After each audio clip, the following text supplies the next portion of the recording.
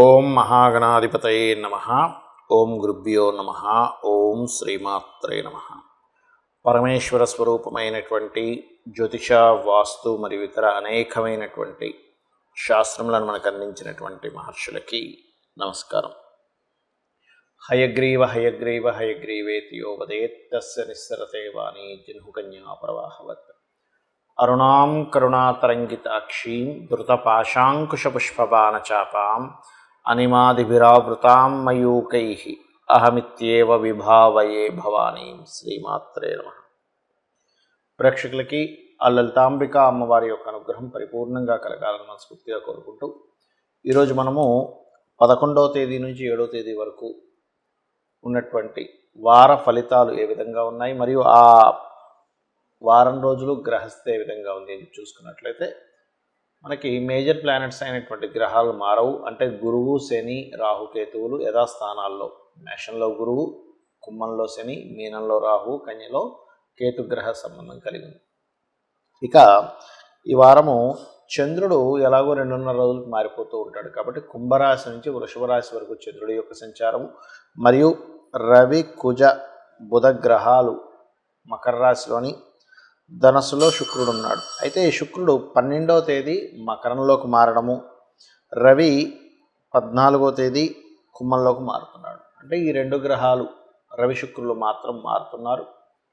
కావున ఈ యొక్క గ్రహస్థితి అనుసరించి మీకు ఏ విషయాల్లో ఈ వారం జాగ్రత్తగా ఉండాలి, ఏ విషయాలు బాగా కలిసి రానున్నాయి, ఏ దేవతారాధన చేసుకోవాలి, దీంతోపాటు ముఖ్యంగా ఈ వారం నేను మీకు చెప్పబోయేది ఏంటంటే, మనకి ఏ సమస్య ఉంటే జాతచక్రం లేదు, ఏమీ లేదు, సమస్యని బట్టి ఈ వారం ఉన్న గ్రహస్థితిని బట్టి మీరు చేసుకునే పరిహార మార్గం కానీ, మంత్రం కానీ, గోసేవ కానీ ఏం చేసుకోవాలనేది నేను మీకు ఆఖరిలో చెప్తాను. ఆఖరి వరకు వీడియో వినండి. ముందుగా మేషలగ్నము. మేషం వారికి మీకు రాశిలో గురువు ఉన్నందుకు చాలా మట్టుకు ఏంటంటే, మీరు ఏదైతే ప్లానెడ్గా వెళ్తూ ఉంటారో వాటన్నిటిని సక్సెస్ చేస్తూ ఉంటారు. కాకపోతే ఏదో తెలియని గురురాశుల్లో రాహు ఉన్నందుకు ఏదో తెలియని చిన్న భయం అనుకోండి, జాగ్రత్త అనుకోండి, ఇవి కాస్త పెరుగుతూ ఉంటాయి. కాకపోతే మీరు ఈ 11 నుంచి 17వ తేదీ మధ్యలో చెప్పుకునేటువంటి ఒక వార ఫలితాల్లో ముఖ్యంగా 11, 12వ తేదీలు గుర్తుపెట్టుకోండి. అధిక లాభం వస్తుందనే ఆశతో ఏ పనులు చేయకండి దయచేసి. ఎందుకంటే ఇక్కడ ఈ 11, 12 తేదీలు మీరు మోసపోయేటువంటి యోగం స్పష్టంగా కనిపిస్తుంది. 11, 12 కాదు, 13, 14 కూడా. 13, 14 తేదీల్లో ఇన్వెస్ట్మెంట్స్ అనేవి అస్సలు చేయకండి. అదేవిధంగా 15, 16 ఈ తేదీలో కాస్త ప్రయాణాలు అధికంగా చూపిస్తున్నాయి. మరియు ఇక్కడ ధన సంబంధించినటువంటి విషయాలు కనుక చూసుకున్నట్లయితే ఫైనాన్షియల్గా ఈ యొక్క వారం ప్రధానంగా మీకు 12వ తేదీ నుంచి 17వ తేదీ వరకు కుటుంబ సభ్యులకు సంబంధించిన విషయంలో ఏదైనా అనవసరమైన వాగ్వివాదాలు వచ్చేటువంటి ఛాన్సెస్ ఉన్నాయి. కాబట్టి ఈ యొక్క విషయాలు జాగ్రత్తగా ఉండండి. అప్పులు ఇవ్వడము, తీసుకునేటువంటి అంశాల పట్ల కాస్త జాగ్రత్త వహిస్తూ ఉండాలి. మరియు మరొక విషయం ఏంటంటే, ఇక్కడ గమనించుకున్నట్లయితే ఇక్కడ ఈ వారం మీకు ఏదైనా గృహ వాహన యోగాలకు సంబంధించిన మాత్రం ఇంకా కంటిన్యూ అవుతుంది ఆ యొక్క యోగం అనేటువంటిది. ఇక సంతాన సంబంధించినటువంటి అంశాల్లో ప్రధానంగా మీరు ఈ పంచమాధిపతి అయినటువంటి రవి వెళ్ళి శనితో 14వ తేదీ నుంచి కలుస్తున్నాడు. సో ఎప్పుడైతే ఈ పంచమాధిపతి వెళ్ళి అక్కడ కలుస్తుంటాడో కొద్దిగా అది ఇచ్చేటువంటి రిజల్ట్ కొన్ని క్రియేటివ్ రిలేటెడ్ కర్మల మూలంగా లాభం వస్తుంది. మెడికల్ రిలేటెడ్ సంబంధించిన వాటి మూలంగా లాభాలు ఇస్తాడు. కానీ ఇక్కడ కొంచెం శనితో కలుస్తున్నందుకు ఇది యొక్క సంతానం యొక్క ఆరోగ్య సంబంధించినటువంటి విషయాల పట్ల కాస్త జాగ్రత్త వహిస్తూ ఉండాలి. అదేవిధంగా ఈ దశమ స్థానంలో కుజుడున్నందుకు కొత్త ఉద్యోగ అవకాశాలు చక్కగా వస్తాయి. విదేశీ యోగాలు ఉంటాయి. విదేశాలకు వెళ్ళి ప్లాన్ చేసుకునేటువంటి వారికి కూడా చాలా చక్కగా ఉంటుంది, అందులో ఎటువంటి సందేహం లేదు. ఒకటే, మీరు ఏదైనా ఒక పని ప్రారంభించేటప్పుడు కాస్త గణపతిని ఆరాధిస్తూ ముఖ్యంగా రవి శని గ్రహాల దగ్గర దీపారాధన చేయండి.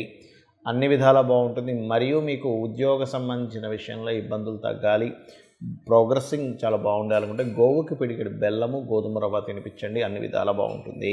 ఎవరికైనా జాతచక్రం లేదండి, డేట్ ఆఫ్ బర్త్ టైము ఏమీ తెలియదు, కానీ నా సమస్య ఇది, ఏం చేయాలి అంటే ఒక్కొక్కటిగా తీసుకుంటే కనుక ప్రమోషన్స్ రావట్లేదు, నాకు ఏం చేయాలి అని ఇబ్బంది పడుతున్నటువంటి వారు ముఖ్యంగా నవగ్రహాల దగ్గరికి వెళ్ళి అక్కడ రవిగ్రహంతో పాటు శని రాహు గ్రహాల దగ్గర కూడా దీపారాధన చేయండి. చేసి మీకు దగ్గరలో గోశాల కనుక ఉన్నట్లయితే గోవులకి పిడికెడు బెల్లము మరియు గోధుమ రవ్వ అంటారు, ఈ రెండింటిని తీసుకొని దేశీవాలి గోవుకి తినిపించండి. ఇక అదేవిధంగా కొంతమందికి ప్రమోషన్స్ కోసం చూస్తూ ఉంటారు, ఏమంటే మాకు ప్రమోషన్ వస్తే బాగుండు అనేటువంటిది. ఇప్పుడు నేను చెప్పాను ప్రమోషన్స్ అంటే ప్రమోషన్తో పాటు ప్రదేశం మార్పు కోసం చూస్తూ ఉంటారు. అంటే ఏదైనా వేరే ప్రదేశానికి వెళ్ళాలి, ట్రాన్స్ఫర్ అవ్వాలి, మారాలి అనేటువంటిది చూస్తూ ఉంటారు. అటువంటి వారు ఏ పరిహార మార్గం చేసుకోవాలి? పెరుగన్నాన్ని ఒక 11 మందికి సరిపోయేంత పెరుగన్నాన్ని తయారు చేసి ఈశ్వరాలయంలో నైవేద్యంగా పెట్టి ప్యాక్స్లా కట్టైనా మీరు పంచవచ్చు. లేదు మీకు దగ్గరలో నవగ్రహ ఆలయం ఉన్నట్లయితే ప్రధానంగా పసుపు నీరు తీసుకొని చంద్ర శని రాహుగ్రహాల మీద అభిషేకంగా చేయండి. అదేవిధంగా కొంతమందికి చూడండి, భూ సంబంధించినటువంటి వివాదాలు ఇట్లాంటివి ఉంటూ ఉంటాయి. భూ సంబంధించిన వివాదం పోవట్లేదండి, లేకపోతే భూమి మూలంగా ఏదైనా ఒక బిజినెస్ జరగాలని ఉంటుంది, లేదా ఒక గొడవ ఒక గొడవ అనుకుందాం, ఆ గొడవ తీరట్లేదు. అప్పుడు చేయాల్సింది ఏమిటంటే ఈ వారం ప్రత్యేకంగా మీరు విష్ణు సహస్రనామాలు సూర్యభగవాను చూస్తూ ఒక 10 నిమిషాల ముందు ఓం మిత్రాయ నమః అనేది చేయండి. చేసిన తర్వాత సూర్యుడిని చూస్తూ మీరు విష్ణు సహస్రనామాలు వినడం కానీ చదవడం కానీ చేయండి. ఒకవేళ చదవడం రాదు, వినండి కనీసం విష్ణు సహస్రనామాల్ని, సరిపోతుంది. అలాగే మరొక విషయం ఏంటంటే కొంతమందికి సంతాన సంబంధించినటువంటి ఇబ్బంది ఉంటూ ఉంటుంది. అటువంటి వారు చేయవలసింది ఏమిటి అంటే దిగంబర శ్రీపాదవల్లభ దిగంబర అనేటువంటి నామస్మరణతో పాటు ఓం దుర్గాయ నమః, ఓం దుమ్ దుర్గాయ నమః అనే నామస్మరణ చేయడం అన్ని విధాల ఉత్తమం. మరియు దీంతోపాటు గోవుకి అరటికాయలు తినిపించండి. ఇప్పుడున్న గ్రహస్థితి రీత్యా స్కందుని యొక్క ఆలయంలో కూర్చొని కనుక దత్తాత్రేయుడిది దిగంబర శ్రీపాదవల్లభ దిగంబర అనే నామస్మరణ చేసినట్లయితే సంతాన యోగము, సంతాన ప్రాప్తి అనేటువంటిది కలుగుతుంది. దీంతోపాటు శని రాహు గ్రహాల దగ్గర కూడా దీపారాధన చేయండి. మరి వివాహం అవ్వట్లేదండి, జాతచక్రం లేదు, ఏం లేదు, ఏం చేయాలి అంటే మీరు నవగ్రహాలలో శుక్ర కుజ రవి బుధ ఈ 4 గ్రహాల దగ్గర దీపారాధన చేసి ఆ గ్రహాలకు సంబంధించిన మంత్రం ఏదైతుందో అదైనా చేసుకోవచ్చు. లేకపోతే ఓం శుక్రవే నమః, ఓం రవాయ నమః, ఓం కుజాయ నమః, ఓం బుధాయ నమః అనుకొని లలితా సహస్రనామాలు ఏదైనా అమ్మవారి ఆలయంలో కూర్చొని పూర్తి లలితా సహస్రనామాలు చేయొచ్చు. లేదా వివాహం కోసం కామేశబద్ధ మాంగళ్య సూత్ర శోభిత కందరాయే నమః చేసుకోవచ్చు. ఇక ఏదైనా మాకు వ్యాపారం మొదలుపెట్టాం కానీ అంత పెద్దగా ముందుకు వెళ్ళట్లేదండి, జాతచక్రం లేదు, ఏమిటి పరిష్కారము అంటే మీరు రావి చెట్టు ఉంటుంది, మనకి రావి చెట్టు చుట్టూ ప్రదక్షిణాలు చేసుకొని ఓం నమో నారాయణాయ అనే నామంతో ప్రదక్షిణం చేయండి. ఇదంతా ఈ వారానికి సంబంధించిన ఇప్పుడున్న గ్రహస్థితి బట్టి చెప్తున్నాను. ఓం నమో నారాయణాయ అనుకుంటూ రావి చెట్టు చుట్టూ ప్రదక్షిణాలు చేసుకుంటూ 11 కానీ 41 కానీ చేసి పసుపు కుంకుమ గంధం కలిపిన వాటర్తో అభిషేకం చేయండి వాటి మీద. ఏది ఆ సర్ప ప్రతిష్ఠ చేసినవి ఉంటాయి వాటి మీద. అదేవిధంగా కొంతమంది కొన్ని భయాలు ఉంటుంటాయి, ఏమంటే అసలు ఏం జరుగుతుందంటే భయంగా ఉందని పితృదేవతలను తలుచుకోండి. మీ తాతలు ముత్తాతలు ఉంటారు, వారిని ఒక్కసారి స్మరించుకొని వాళ్ళకి నైరుతి దిక్కు తిరిగి నమస్కరించుకోండి. ఓం దుమ్ దుర్గాయ నమః అనే నామస్మరణ చేయండి. ఇక ఆటంకాలు కలుగుతున్నాయనుకోండి, మీకు కలిగే ఆటంకాలకి ముఖ్యంగా మీరు చేయవలసింది ఓం గం గణాధిపతయే నమః అని అనుకుంటూ కేతుగ్రహం దగ్గర దీపారాధన చేయండి. కేతువు యొక్క స్తోత్రం లేదా ఓం కేతవే నమః అనుకున్నా సరిపోతుంది. అలా నిత్యము చేయొచ్చు, ఎన్ని రోజులైనా చేయొచ్చు. ఇక మరొక విషయం ఏంటంటే రోగబారిన ఎక్కువగా పడుతున్నామండి, బాగా హెల్త్ ఇష్యూస్ వస్తున్నాయి అన్నప్పుడు లలితా సహస్రనామాల్లో ముఖ్యంగా నవగ్రహాల్లో శని కేతు ఈ 2 గ్రహాల దగ్గర దీపారాధన చేసి మీరు చేయవలసింది ఏమిటి అంటే ఇక్కడ మీరు అర్థం చేసుకోండి, లలితా సహస్రనామాలలో ఓం సర్వవ్యాధి ప్రశమని సర్వమృత్యు నివారిణి అగ్రగణ్య అచింత్య రూప కలికల్మషనాశినియే నమః అనే నామస్మరణ చేయండి, అన్ని విధాలు బాగుంటుంది.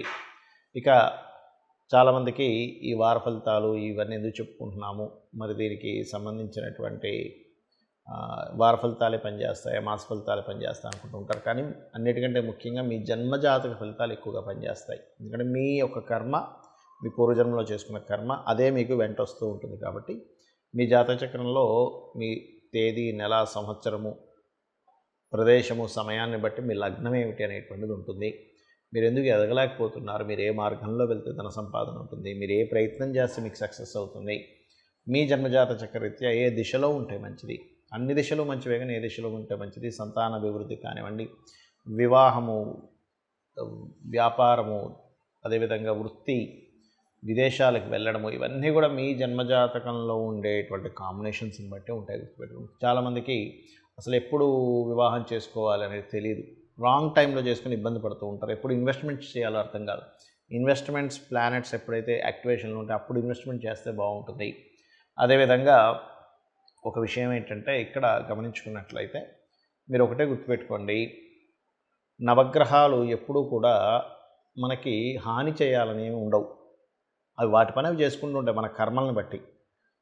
నవగ్రహాలను ఎప్పుడు కూడా మనకు హాని చేస్తున్నాయనే భావన అస్సలు ఉండకూడదు. మనకి ప్రసన్నం వాటి అనుగ్రహం లేదు, అయ్యో వాటి అనుగ్రహం కావాలనుకొని మీరు నవగ్రహాల దగ్గరికి వెళ్ళి కనుక నమస్కరించుకున్నట్లయితే, అదేవిధంగా అమ్మవారి యొక్క ఆరాధన, లలితా సహస్రనామాలు కనుక నిత్యము కనుక చేసినట్లయితే ఖచ్చితంగా మీ యొక్క తలరాతను అమ్మవారు మార్చి మీ ప్రయత్నాన్ని సఫలీకృతం చేస్తుంది. శ్రీమాత్రే నమః.